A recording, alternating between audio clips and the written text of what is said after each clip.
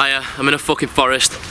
This is me, bro, and I'm gonna make a video about confidence. I'm gonna be like talking about this shit and giving you my opinions on it, and if it helps or if you agree with it or whatever, then that's cool, and if not, whatevs, man. You can go and watch a baby fucking monkey riding backwards on a pig or whatever. But yeah, I got a couple of like messages after a few of my previous videos just kind of asking me about general like confidence slash self-esteem based questions, and I thought I would just throw out my 2 cents on it, because something that I've thought a lot about, and Mike is here because we have some in-depth fucking good productive discussions, and I feel like he may be able to contribute. But if not, he'll just fucking stand there looking orcs with a fucking umbrella, and I won't be in another video. Yeah, and everyone will be like, why are you two in a forest? And we'll be like, just getting rid of some bodies and stuff. I mean, what? Also, like, you need a bit of variety in the debate as well. Like, you get birds, I've got a bird. Oh yeah, well that would help, yeah, because birds are inevitably going to come into this. Of course. So, first off, I'm going to start off by saying, I don't think you actually need to be ridiculously confident with everything. I don't think that you need to be able to go into every situation thinking, yeah, this is fucking, you know, with absolute impenetrable, like, fucking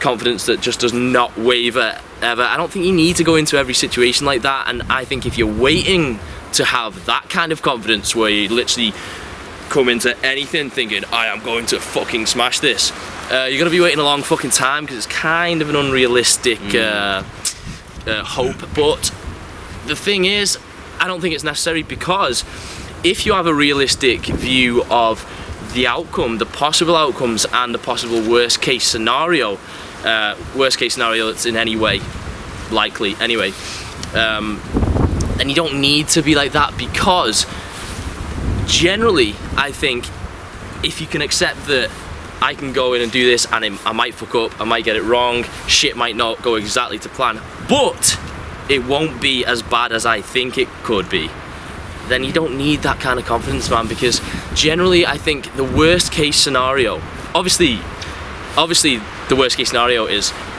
50 men come in and gang rape me and then throw me in that pond. Do you know what I mean? But what I'm saying is the worst case scenario that's in any way likely. That is unlikely. Shit, there's 50. Get him. So what I'm saying is, you have to think about what's likely and will it actually be that bad. And you know, your brain obviously tells you, you know, it paints a worse picture than, you know, is really likely at all, and it does that as just a kind of defense. It's a defense mechanism, isn't it?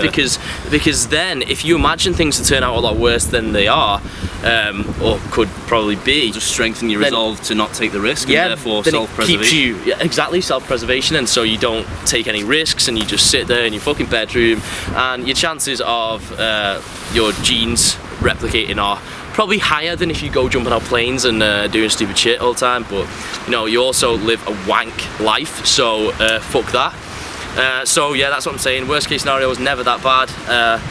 So you know what? You don't need to wait for all this crazy fucking confidence.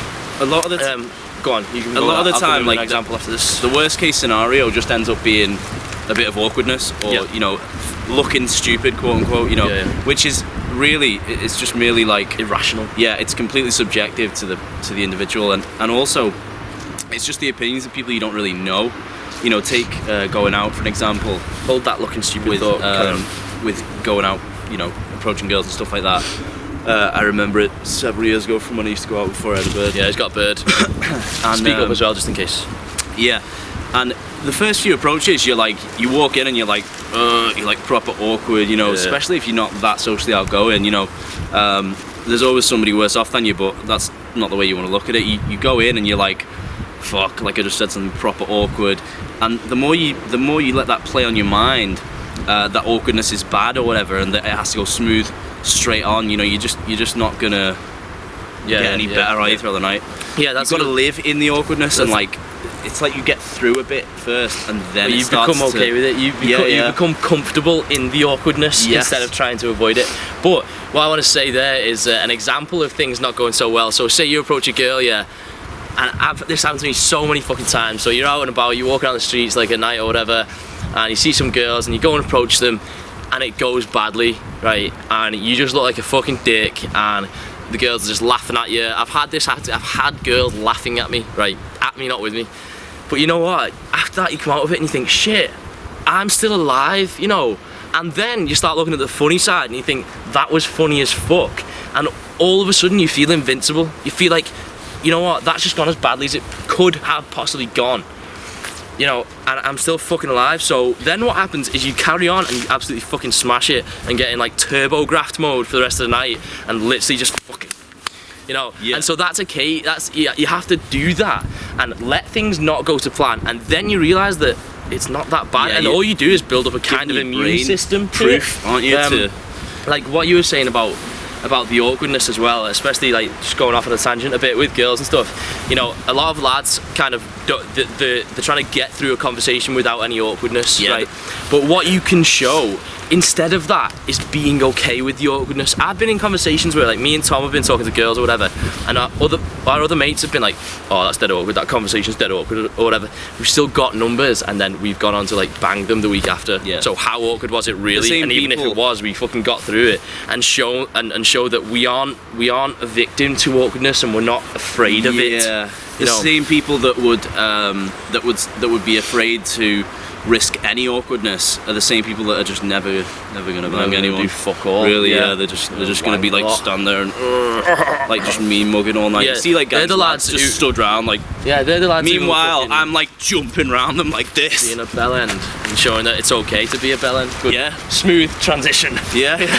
Alright, so second point I want to talk about is self-awareness, and fucking brutal self-awareness. Now, I mean that in a sense of knowing not just your flaws but also your strengths, and being okay to admit those. And if you are okay with those and fully aware of them, then really, you know, no one can ever get to you that much. You know, say anytime you put stuff out there, say it's a fucking Facebook status, say it's a joke at a fucking party, say it's a YouTube video or anything, you are subject to feedback from other people and subject to negative feedback, right? And if someone says something that you are unaware of, that's gonna hit you like a ton of fucking bricks, right? Say if I don't know that I've got big ears, and then someone fucking tweets me saying, you've got fucking big ears, bro. I'm gonna be like, shit, have I got big ears? Where's the mirror looking at, like, touching them and that, you know? But if I know that, I'm just gonna go, like, lol, so fucking what? Because, like, I'm aware of my flaws, or not saying that's a flaw, whatever. Say if it's a, you know, that's just an easy, basic example. And so if I like look like a dick in my videos, obviously it's subjective, you can't really use it as an example because it's each, you know, being a dick is in the eye of the beholder.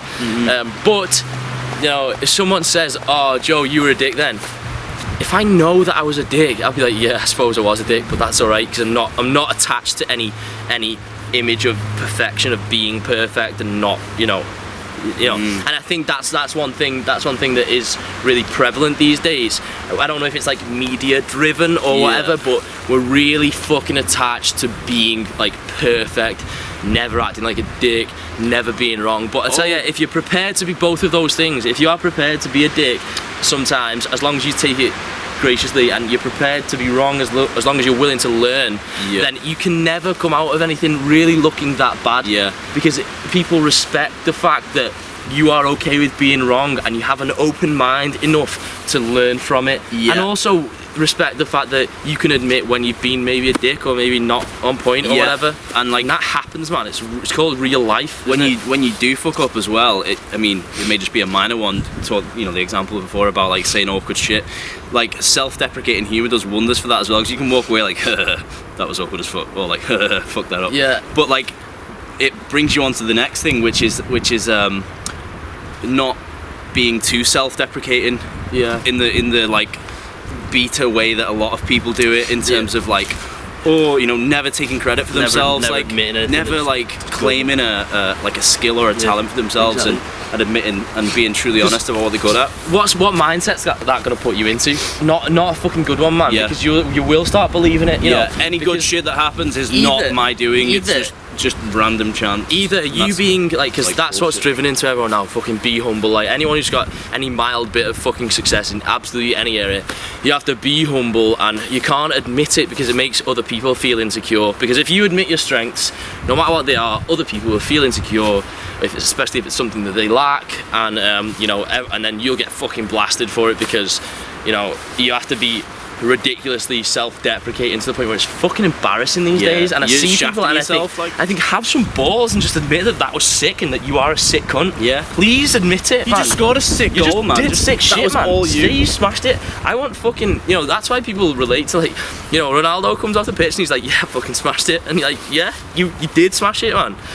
And, you know, I think that's something that's fucking really kind of important these days, because if you know, if you're being fucking humble, then you're either just kind of playing to the whims of other people, playing into, you know, what other people want, which is Most likely. which is fucking stupid, or it's a facade, and really you think that you really know how good you are or something or whatever, but you're just playing humble for the crowd, and one day you're gonna slip up because it's not genuine, and you can never be fucking congruent.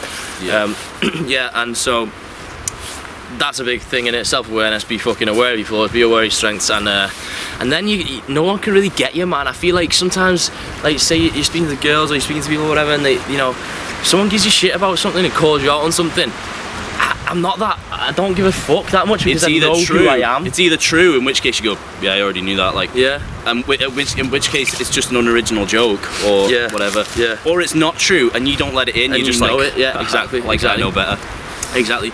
So, alright, let's go on to No man can come near me but through my act. So, in terms of actually building up confidence, I think it's just a case of, like, finding shit you're good at and doing that a lot over and over.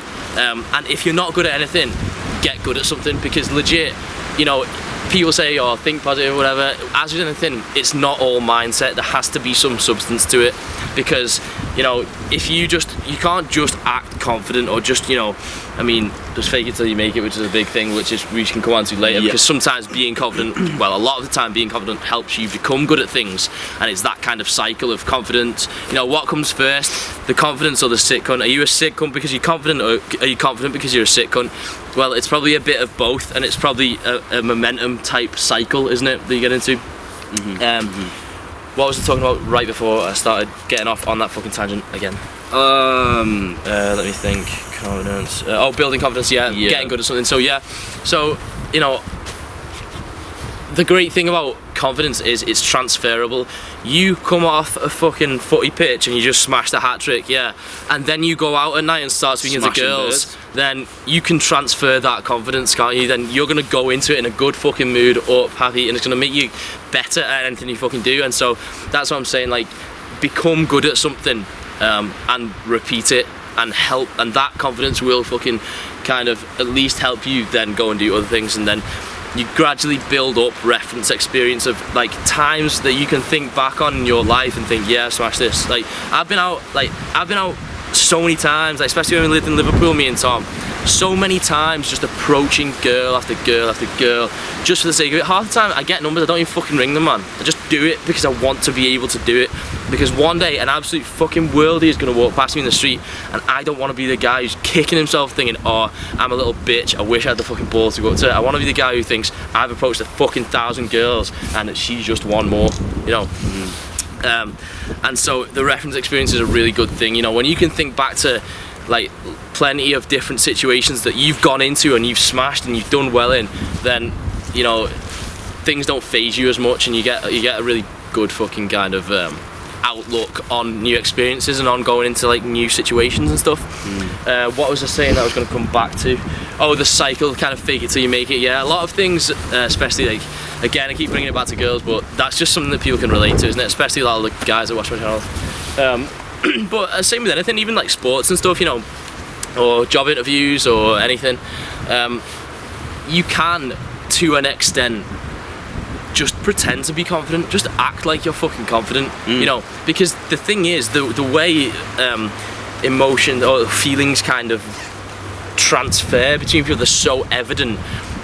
If you are nervous about something, and you go in feeling nervous, then subconsciously you will give off those kind of nervous vibes, and so you have to tell yourself you're fucking confident and tell everyone else that you're fucking confident, and really try and kind of play into that kind of whole mindset.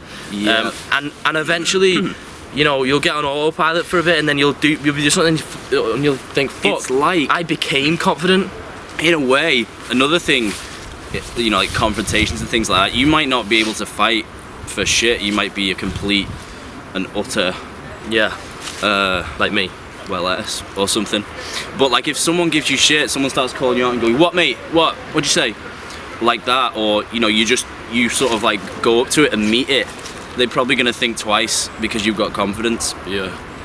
And they probably think that you're going to dig them, even though it's hard. You're like, oh fuck. Alright, so I've been boxing in so long. I think that's pretty much everything I've got.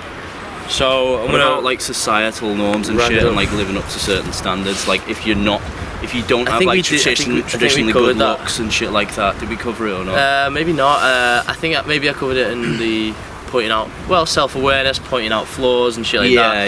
Being aware of them, making jokes of them. I think that's it. So what I'm going to say is, hey, don't have to actually be that ridiculously confident, except that the worst case scenario is never that bad, and it's a lot less likely to happen. Be self-aware so that you know your strengths, you know your flaws, and nothing can really shock you then. Find something good, repeat it until you build up kind of confidence and reference experience that you can draw on. D, just think, what the fuck would Joe Delaney do? Boom! Over and fucking out! Joe Delaney is my hero!